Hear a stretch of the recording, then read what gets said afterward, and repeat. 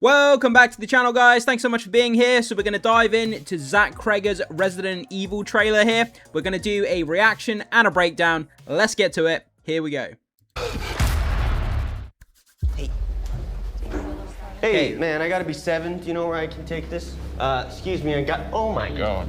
Anybody order a kidney or liver, whatever this is? Anybody? It seems like it's kind of important. Hey, you got time for another run? No, I'm wrapped up for the It's outside the zone, so it pays double. I could do that. Delivery guy. Is it something to do with the T-virus? Sweetheart, I'm sorry, the signal sucks here. Can you hear me? I'm gonna stay with Katie for a bit, I think. Michelle, please do not go stay with freaking Katie. Also hurts my feelings that you don't even care enough to come Something's home gonna and have happen this conversation. Seriously, I'm working. This could be some 8-year-old boy's heart or someone's mom's brain.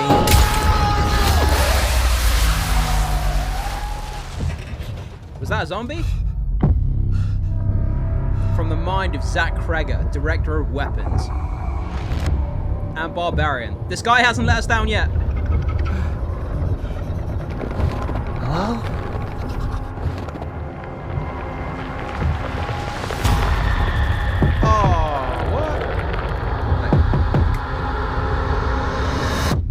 Hello? There's an emergency here. I was wondering if I could use your phone. Hi, you've reached Michelle. Leave a message. Hey, baby, I'm really sorry that we got disconnected earlier. Some things have happened, and I can't get a hold of police. Shotgun! Let's go! Bullets. Trying to find bullets. Can you just call me back on this number, like you do in the please? game. The typewriter! The typewriter! Bro's gonna save the game.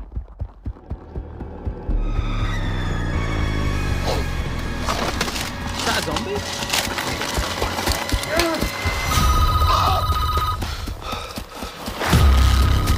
Everything that has happened in this town Oh, quick! transpired in a matter of hours. You've got no idea what you've got there in your hands. Is that a baby?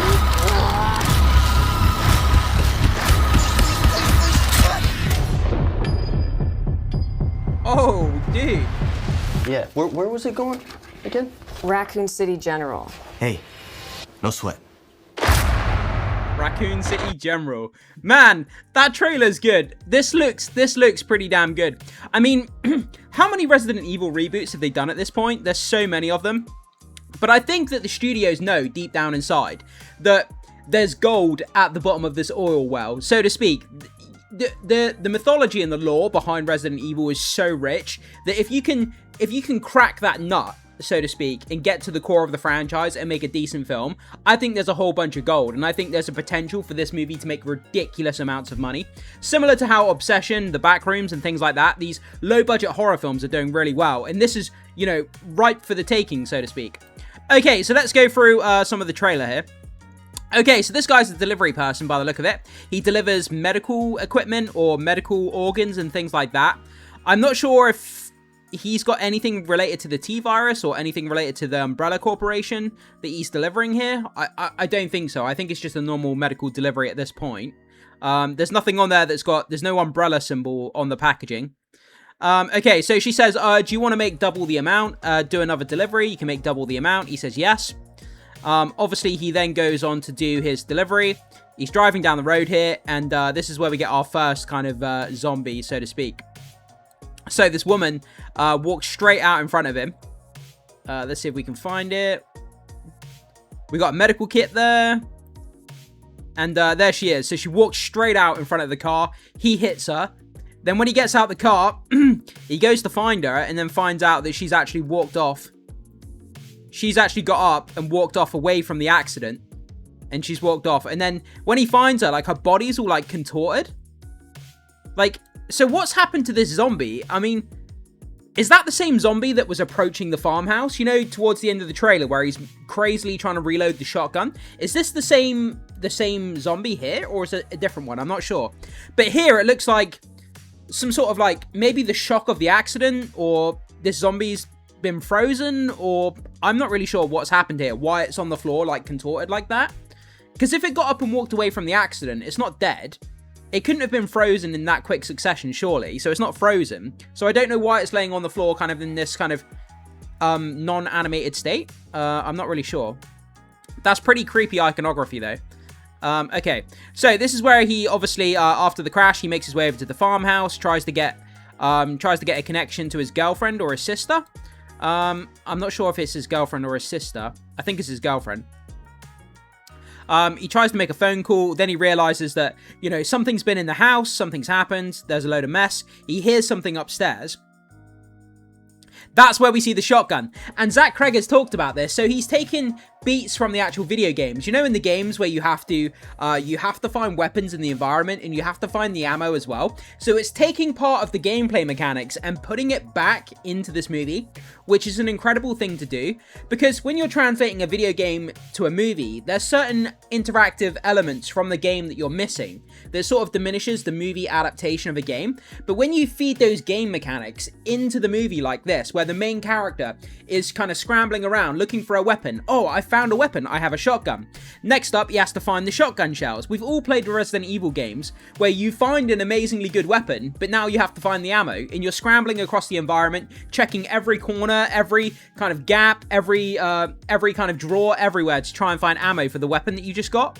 And again, adding that into the movie was great. And this as well, this kind of little cameo scene of the typewriter. For anyone who's played Resident Evil, you know what a typewriter is in those really, really early games. Not only did you have to save the game at a typewriter, but you had to have a ribbon. In the very early games, you had to have a ribbon in order to save it at the typewriter. In the newer games, you still have to save on a typewriter, but you no longer require the ribbon in the newer games.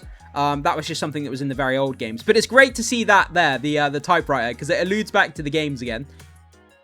So he finds a shotgun, and this is where we have this character here, like this zombie. Again, I'm not sure if it's the same person that he hit with his car or not. I would assume for the sake of the movie, it probably is. She's sprinting towards the house. He obviously sees her out the window. Then he's panicking, trying to load the shells into the shotgun, which is, you know, the dread, the tension. Really well shot. And we see her there, just sprinting across the field in the snow. And, yeah, when he's there trying to just crazily reload the shotgun. And this scene here, where there's, like, these zombies on the rooftops. And they're, like, falling off the rooftops and landing on the cars and exploding. It's pretty crazy scene. And we see there, all the zombies have just exploded where they've hit the cars. And the fact that everything is covered in a thin layer of snow, it makes the red look a lot more visceral. The red from the blood. Okay. So yeah, he's crazily trying to load the shotgun there as that zombie is approaching the house. And this looks like he's at the hospital. So it looks like there's been some sort of explosion or something, because we see that the door's closed. There's a bunch of zombies behind the door there. And then there's the camera zooms out in like the floor. Or like, this is the bridge. This is the connecting bridge between two buildings. When you have like two hospital wings, and then you have the bridge that connects over the street.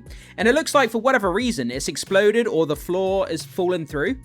I'm not sure what the explanation for that is going to be. But yeah, whatever's happened there. And again, he's trying to crazily load that shotgun. He's talking to this guy in the car. This is one of the most freakiest parts of the trailer. This little baby hand, like, reaching out over the top of this cot. Like, he's in the hospital. So, whatever's happened to this child's obviously got contaminated by the T-virus, and it's kind of mutated to some degree. But, I mean, are we going to see a scene where this baby's kind of bouncing around the room and he's trying to, like, shoot it? How is this scene going to end up playing, man? It's going to be crazy. But yeah, he's there covered in blood, and that child just kind of reaching out, and again, trying to load the shotgun. But this is where the cinematography is great, right? So he's panicking, trying to load the shotgun. Then it aims the camera back at the door. Any second, that zombie is about to appear at that door, but you don't know when. And, I mean, just being on the edge of your seat, not knowing when that zombie is going to come crashing through that door, that part of cinematography there is great. And again, the zombies there exploding as they're falling off the rooftops. And at the end there, he finally gets the shotgun loaded and he's aiming it at the door. Haven't we all done that in the game as well? When we're playing a Resident Evil game, we know something's like following us, and we sort of go into a room, we turn around, we aim at the doorway, and we wait for the zombie to come through the doorway. Because obviously it's a funnel, it's a choke point. The zombie comes through the doorway and then we blast it with a shotgun. Everyone's done it in the game, and it's the same sort of thing that they're doing here. But there we go, guys. So that's kind of the latest Zack Cregger's Resident Evil trailer. It looks incredible. I think it looks great. And they could have cracked the nut here with Resident Evil. Hopefully this is the reboot that works. And the way that horror's been succeeding recently, I think it's got all the promise in the world, especially with Zack Cregger. He hasn't let us down yet. He's got a great track record, and this looks pretty impressive. So yeah, I'm happy for it. It looks great. I'm really enjoying what they've showed us so far in the marketing. I'm going to be there day one. So guys, you see this trailer here and the reaction and the breakdown. What do you think of it? Do you think it looks good? Do you think it looks bad? Somewhere in the middle? Will you be watching it on day one? Let me know your thoughts, comments, and opinions on this trailer down below in the comment section.